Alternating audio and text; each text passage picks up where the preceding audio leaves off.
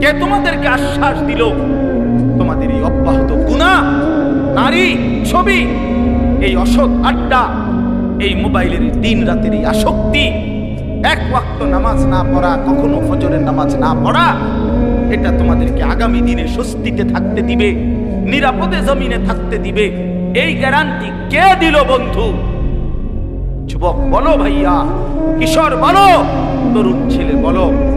যদি পারতাম তোমার বুকে জড়াইয়া ধরে কতক্ষণ কাঁদতাম যে কেন নামাজ পড়ো, কেন আল্লাহর সিজদা করো। আল্লাহ আমাদেরকে মাফ করে দেন। একটাবার ইনসাফের সাথে যুবক ভাই তুমি ভাবো, আর কতবার ডাকলে তোমার মালিক তুমি নামাজ পড়তে?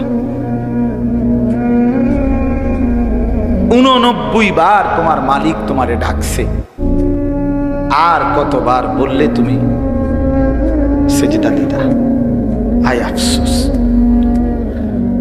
80 বারের চাইতে বেশি বার আল্লাহ তাআলা বলছে আকিমুস সালাহ, আকিমুস সালাহ, আকিমুস সালাহ, নামাজ পড়ো, নামাজ পড়ো, নামাজ পড়ো, নামাজ পড়ো, নামাজ পড়ো, নামাজ পড়ো। আর কতবার বললে বন্ধু নামাজ পড়তে? আপনারা যারা নামাজ পড়েন, নামাজ বয়সী অনেক লোক, যে মা নামাজ পড়ে না, যে বোন নামাজ পড়ে না, যে যুবক ছেলে, কিশোর ছেলে, তুমি মুসলমানের ঘরে জন্ম নিয়ে নামাজ পড়ো না, তোমার আল্লাহ তোমার কাছে জানতে চাচ্ছে। কোরআন শরীফের একটা স্পষ্ট আয়াত আছে, একটা আশ্চর্য কথা শোনো ভাইয়া। কোরআন শরীফে 29 নম্বর পারায় একটা সূরা আছে, সূরায়ে মুরসালাত। এই সূরাটার নাম কোরআনুল কারীমের, আমি বলতেছি পরে দেখলে কারো মন চাইলে, 77 নম্বর সূরা, কোরআনুল কারীমের 77 নম্বর সূরা। এই সূরাটার নাম হলো মুরসালাত। এই একটি সূরার মধ্যে 50টা আয়াত। ওই সূরাটার এই 50টা আয়াতের মধ্যে আল্লাহ তাআলা 10 বার, মানে 10টি আয়াত 10 বার একটা কথা বলছে, বারবার একই কথা 10 বার বলছে এক সূরা। কয়বার? কি? ওয়াইলুন ইয়াউমাইদিল লিল মুকাদ্দিবিন, ওয়াইলুন ইয়াউমাইদিল লিল মুকাদ্দিবিন। হে আমার মিথ্যাবাদী নাফরমান বান্দা, শোনো, সেদিন হাসরের ময়দানে তোমাদের জন্য জাহান্নাম। এই কথাটা 10 বার বলছে এক সূরাতে। ওয়াইলুন ইয়াউমা, এই অপদার্থ, এই বেটা ফালতু বেটা, তুমি বেটা বাহিরে গিয়া ভিডিও করো বেটা, ফালতু ছেলে বেটা, যা বেটা। এমন 2-1 শ্রোতা না হলে কি হয়েছে বেটা? কেউ রে ছেড়ে দেওয়া যাবে না, সাফ কথা মিয়া। মুসলমানের এই সন্তান আমাদের সন্তান, এরা আমাদের ছেলে। 16 বছর, 14 বছর, 18 বছরের বাপ, মুসলমানের বাচ্চা লাগাম ছাড়া এক জিন্দেগি যাপন করতেছে।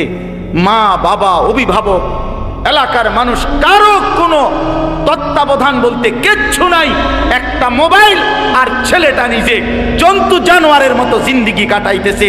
নিজের মতো খায়, নিজের মতো চুল রাখে, নিজের মতো জামা পরে, সারা রাত উলঙ্গ ছবি দেখে, অনলাইনে লাখ লাখ টাকা জুয়া খেলে, মেয়ের পিছনে ঘুরে উলঙ্গ দৃশ্য দেখে। এটা জানোয়ারের জিন্দেগি ছাড়া অন্য কোনো জীবন হতে পারে না বেটা।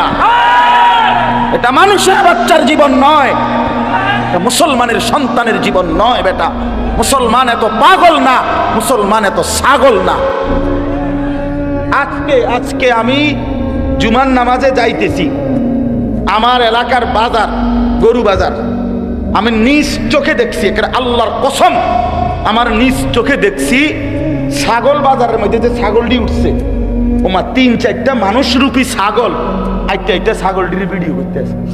ওইটা কি ছাগল? তোরে কি কামড়াইছে? তোরে কোন শয়তানে কামড়াইছে? তোরে তুই ছাগল উড়াস কীর্তি বলে? একের কসম আল্লাহ, আমি নিজ চোখে দেখছি। আপনি বলেন না, ইনসাফের কথা বলো ভাই, তোমরা বলো ভাই, এটা কি? এই গরু বাজারের ছাগল, এগুলো তুই ছাগল, তুমি এক ছাগল না? তুমি এগুলো কেন উঠাচ্ছ? এতটুকু এহসাস, এতটুকু বিবেক তো থাকবে। আমি কি করছি? সারাটা দিন, সারাটা দিন। এটা কি জীবন মিয়া? সারাটা দিন মোবাইল, সারাটা দিন নারী, ছবি, নাচ, গান, উলঙ্গ দৃশ্য, সারাটা রাত জিনা ব্যভিচারের দৃশ্য। হায় রে মুসলমানের বাচ্চা, হায় রে বাপ, কে তোরে আল্লাহ চিনাইবে? বাপ, কে তোরে মালিক চিনাইবে? 365 দিনে, খোদার একটা বছরে তুমি কোনোদিন ফজরের নামাজ পড়ো না বন্ধু। কেউ কি নাই তোমার যে তোমার মনে করাই দিবে যে তোমার একজন আল্লাহ আছে, কবর আছে, আখিরাত আছে? আহা, মা কোথায়, বাবা কোথায়? কেউ তার প্রতি কোনো মায়া নাই। ছেলেটা নষ্ট হয়ে যাইতেছে, চরিত্রহীন হয়ে যাইতেছে, চোখের সামনে একটা সুন্দর জীবন শেষ হয়ে যাচ্ছে, কারো কোনো আফসোস নেই। আফসোস, নারী দেখতে দেখতে, ছবি দেখতে দেখতে, বন্ধুদের আড্ডা দিতে দিতে ছেলেটা শেষ হয়ে যাইতেছে। আমরা বুঝি না বাপ, তোমাগো চেহারা দেখলেই তো বোঝা যায়, চুল দেখলেই তো বোঝা যায়, তোমাদের সুরত দেখলেই তো বোঝা যায় কয়জন নামাজ পড়ো আর কয়জন পড়ো না। বোঝা যায় না বাপ? বেনামাজি দেখলেই তো চেনা যায় বন্ধু, বেহায়া দেখলেই তো চেনা যায়, দুশ্চরিত্র দেখলেই তো চেনা যায়, অসভ্যরে দেখলেই তো চেনা যায়, নির্লজ্জ বেহায়াকে দেখলেই চেনা যায়। আহা, বহুতই আফসোস, আপনারা জানেন না এটা। বয়স্ক বাবাদেরকে বলছি, আজ মুসলমানের মা বাপ সবাই ব্যস্ততা হলো খাট পালং, সোফা, ফার্নিচার, ইট বালু, সিমেন্ট, টাইলস, এই নিয়ে ব্যস্ত। ঘর সাজাচ্ছে, ঘর সাজাচ্ছে, ফার্নিচার বানাইতেছে, আসবাব কিনতেছে, মজার মজার বাজার করতেছে, 10 আইটেমের রান্না হচ্ছে, খাচ্ছে, ফুর্তি করতেছে। বাকি টাইম কেউ, বয়স্ক চাচারা চা দোকানে টেলিভিশন, মা বোনরা ঘরের মধ্যে টেলিভিশন, আর মুসলমানের সন্তান প্রত্যেকে একটা একটা মোবাইল নিয়ে অবসর কাটাইতেছে। খালাস, এরই নাম মুসলমান? এটাই মুসলমানের মহল্লা? এটাই আমাদের জিন্দিগি? এখানেই শেষ আমরা? তো বলতেছিলাম, আল্লাহ তাআলা বলছে, বান্দা ফাবিআইয়ি হাদিসিন বাদাহু ইউমিনুন। এই কথাটা বলতেছিলাম যে এই সূরা মুরসালাতের মধ্যে আল্লাহ তাআলা 10 বার বলছে ওয়াইলুন ইয়াউমাইদিল লিল মুকাদ্দিবিন, তোমরা যারা মিথ্যাবাদী, নাফরমান, পাপী, শোনো, তোমাদের জন্য সেদিন জাহান্নাম। এই 10 বার বইলা আমার ভাই, আমি যে কথাটা বলতে চাচ্ছি, প্রিয় সন্তান, আমার ছেলেরা আমার, শোনো বাপ, আল্লাহ তাআলা লাস্ট কথাটা, সূরাটা শেষ করছে একটা কথা বইলা শেষ, ফাবিআইয়ি হাদিসিন বাদাহু ইউমিনুন। আল্লাহ বলছে, আমার বান্দা এরপরে আর কেমনে বললে, আর কতবার বললে, আর কোন কথা বললে, আর কোন কিতাব নাজিল করলে, তুই আমার বান্দা, তুই আমার কথা শুনতি, আমি বুঝলাম না বান্দা, আর কেমনে বললে বুঝতি? 89 বার ডাক দিয়েও তোর কলিজাটা নরম করতে পারলাম না, 80 বারের চাইতে বেশি বার নামাজের কথা বলেও তোর দিল নরম করতে পারলাম না। এক সূরাতে 10 বার তোকে 50 আয়াতের মধ্যেই 10 বার বলে তোরে জাহান্নামের ভয় লাগাইতে পারলাম না। ফাবিআইয়ি হাদিসিন বাদাহু ইউমিনুন, এরপরে আর কি বললে বান্দা, আর কেমনে বললে, এই কিতাবের চাইতে আর কোন কিতাব নাজিল করলে তুই আমার কথা মানতি বান্দা? বল না বান্দা, বলো। ছেলের একটা ছেলে বলো বাপ, একজন ছেলে বলো, দোস্ত, তোমার মালিক আর কতবার বললে তুমি নামাজ পড়তা? এই কোরআনের চাইতে দামি আর কোন কিতাব নাজিল করলে তুমি নামাজ পড়তা? এর চাইতে উত্তম এত কতবার বললে?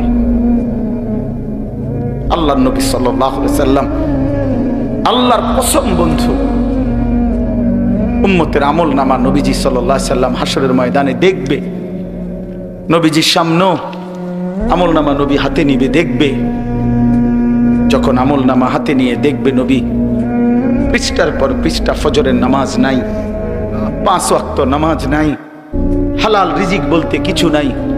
30 বছর সুদের টাকা, ঘুষের টাকা, কিস্তির টাকা, 30 বছর ধরে নাচ গান, নাটক, সিনেমা, ঘরে টেলিভিশন, বাজারে টেলিভিশন, স্ত্রী বেপর্দা, ছেলেটা নামাজ পড়ে না, মেয়েটা পর্দা করে না, নিজে বিড়ি সিগারেটের মধ্যে আসক্ত, কারো নামাজ নাই, বন্দিগি নাই, কোরআনের তিলাওয়াত নাই।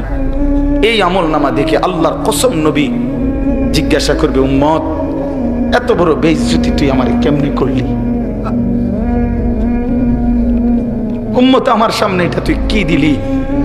তুমি কি জানো উম্মত, আমি 23টা বছর টানা তোর জন্য কেঁদেছিলাম উম্মত। আমি এমন কাঁদা কাঁদছি রে উম্মত তোদের জন্য।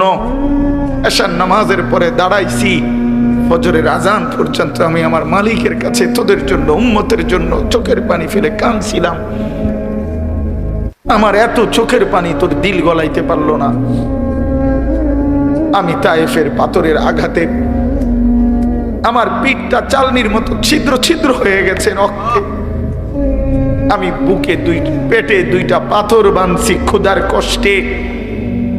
আমি উহুদের দান শহীদ করা রক্তে উহুদের ময়দানে পড়েছিলাম বেহুশ হয়ে। আমার ঘরের চুলায় 3 মাস রান্নার জন্য কোনোদিন চুলায় আগুন জ্বলে নাই। আমার এত চোখের পানি, এত রক্ত, এত ক্ষুধার কষ্ট, কিছুই তোর মন গলাইতে পারলো না, তোরে সেজদা দিতে পারলো না। এটা আমার সামনে কি আনলা? আমি এই আমল নামা নিয়ে আল্লাহর সামনে কেমনে দাঁড়াবো? আমি কেমনে বলবো আমার মালিকের কাছে? আমি কি সুপারিশ করব? আমি কেমনে বলবো রব্বুল আলামিন এটা আমার শ্রেষ্ঠ নবীর শ্রেষ্ঠ উম্মতের আমল নামা? বল ভাই আমার, তুমিই বলো, তুমিই বলো।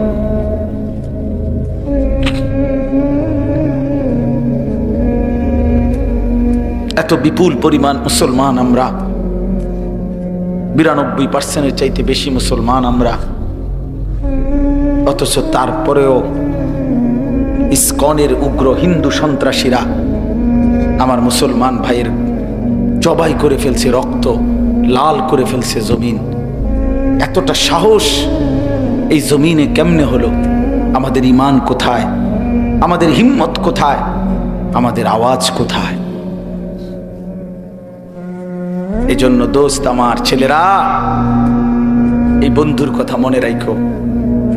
আর যদি কোনোদিন বলতে নাও পারি, আজ বললাম। যদি সুযোগ না পাই তো একবারই বললাম। ফিলিস্তিনের মুসলমান আজীবন রক্ত দিবে, তুমি আজীবন মোবাইল টিপবা, এটা কোনো জীবনের শেষ কথা না। রোহিঙ্গা মুসলমান আজীবন কষ্ট পাবে, আর তুমি জীবন ভর শুধু মোবাইল টিপবার এই রঙের ঘুড়ি উড়াইবা না। প্রিয় ভাইয়া, এমনটা নাও হতে পারে,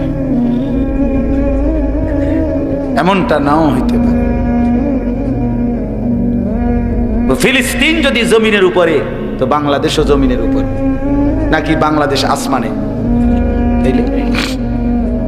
পৃথিবীর এক প্রান্তে মুসলমান নির্যাতিত হলে, পৃথিবীর এক প্রান্তে মুসলমানের রক্ত লাল হলে, আরেক প্রান্ত আমরা নিরাপদ থাকি কেমনে? আমরা নিরাপদ আছি কিভাবে ভাইয়া? কিসের উপরে ভর করে?